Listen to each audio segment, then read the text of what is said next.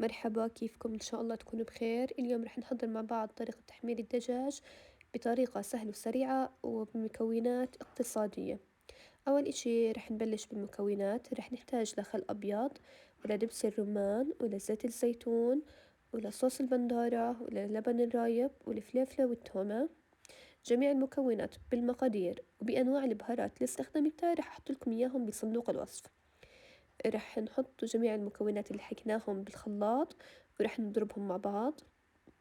بعدها بنجهز خليط نقع الدجاج. طبعا هذا الخليط كثير منيح للدجاج وبخلصني من الزفرة اللي بتكون موجودة لحد العظم.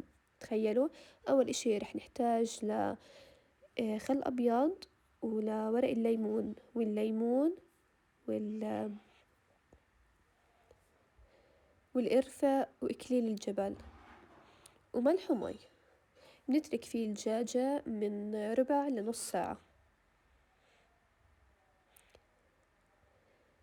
بعد ما نقعت الدجاج عندي عملت فيهم شرحات بالسكينة زي ما انتو شايفين.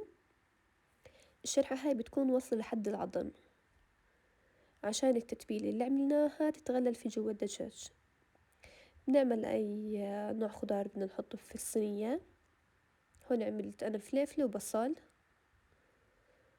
وبنحط من فوقهم الدجاج ومنتبله، بندهن الصوص عليه وبندخله الفرن لمدة 40 دقيقة. بعدها بنجهز سلطة، صوص، وصحة وعافية.